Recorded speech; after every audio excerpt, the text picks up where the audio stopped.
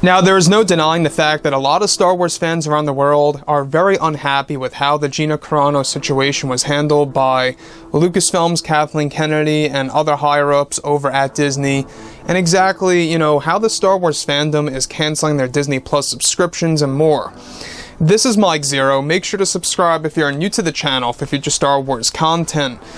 Now, one thing about Disney Star Wars, yes, we do know that they are working on over a dozen projects. They're currently very much invested with the Kenobi series, the Ahsoka Tano show, as well as the Andor TV series and Mando Season 3 and 4. I mean, the list goes on. In fact, we got the Bad Batch coming out on May the 4th.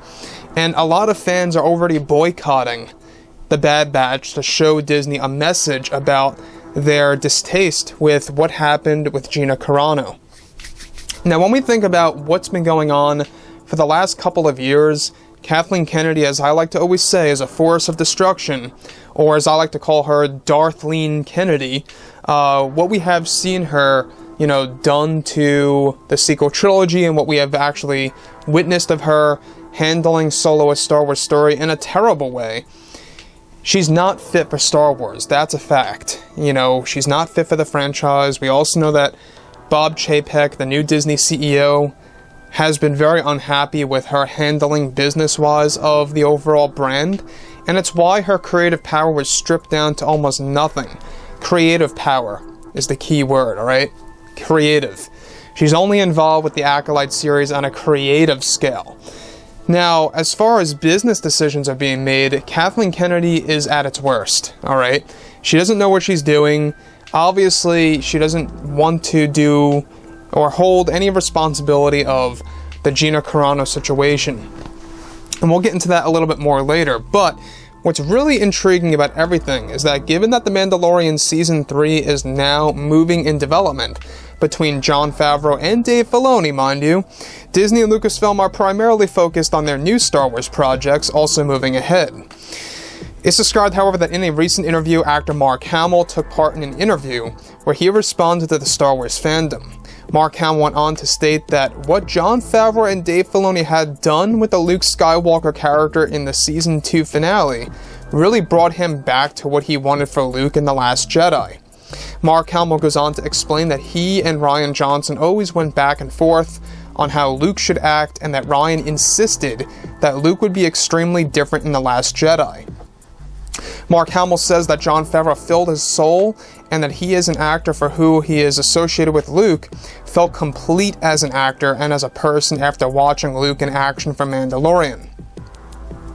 On top of that, Mark Hamill continues to reveal that Jon Favreau had based Luke in Mandalorian after the expanded universe / Legends version of Luke, and that really touched him as both an actor and as a fan.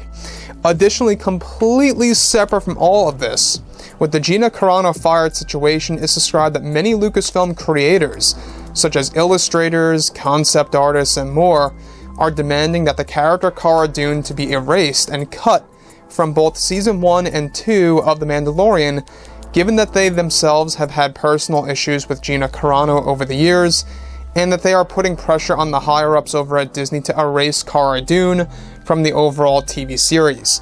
Now, thankfully, Disney CEO Bob Chapek is not having it. He's not listening to that. He refuses to erase the character. 2 reasons: it would cost a lot of money, and it would also create more backlash. And it's just unnecessary. The character's in there, it's done with. So, yes, they are destroying Cara Dune merchandise by pulling them off the shelves. Yes, they are getting rid of anything Cara Dune outside of footage-related material. That's a fact. In fact, Hasbro is already canceling the Cara Dune figures. I want to go over to Mark Hamill here because this is a very interesting piece, because what we know about Mark Hamill is that he actually had a lot of issues with Rian Johnson and his take on Luke, and he himself had to retract those statements. Obviously, Disney got to him at some point in time, because, even pre and post The Last Jedi, Mark Hamill was really expressing his distaste with Luke Skywalker and how Rian handled it. Eventually, I would say more so in the middle of 2018, Yeah, is where Mark Hamill started retracting his statements and really trying to backtrack his words on how he felt about Rian Johnson and how he felt about Luke. But now he's opening up more lately, since John and Dave came in to save the day, and at least attempted to save the day, by really giving Luke the limelight that he deserved. In 2 minutes or less, right? In 2 minutes or less, fans got what they have always wanted to see for Luke. Just having a little bit of action, having that real mindset of a Jedi, that calm and collective, attitude. I love it. We saw how he handled the character of Grogu and how he believes that he needs a lot of training. I loved it. I thought it was great. So, obviously Mark Hamill loves that side of Luke Skywalker because it's more in line with what George Lucas had approved back in the 90s and the 2000s for the books, novels, and comics that were, by the way, erased by Disney. But when we go ahead and look at what Jon Favreau's doing right now, Mandalorian Season 3 is going to give a return of Luke Skywalker. In fact, Luke is going to be a main focus in the show. He's going to be a very big deal in the series. A lot of fans are going to go as far to say that they don't care anymore, and that's fine. Everybody has their own emotions, feelings, and opinions because of what happened, the past week.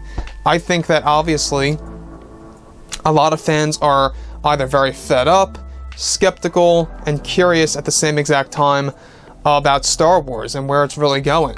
A lot of fans are putting pressure on Disney, showing their, distaste with what's been going on with firing Gina Carano in such a way.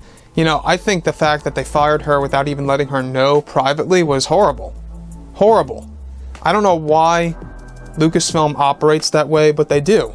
So, the other thing here that I think a lot of fans need to know that's very, very important is that March 9th, it's going to be an interesting day. The shareholder meeting, a lot of shareholders apparently, especially the top shareholders are not happy about this situation. They're looking at everything. They're looking at the backlash, they're looking at the dislikes on Star Wars material on the internet. They're also looking at articles. They're looking at everything. They're not just looking at Disney stock. They're looking at the fans and the fan reactions because that poses where it may very well be in the future. 6 months from now, a year from now, whatever it may be. Shareholders are very angry. And we're going to learn a little bit more about their stance on that and what Disney feels about that on March 9th.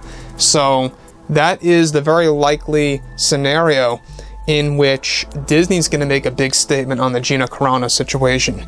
Kathleen Kennedy, we talked about this in the last post, she refuses to even show face and speak words about Gina Carano. She refuses to do that. She leaves it up to Lucasfilm, employees and other people associated with Lucasfilm.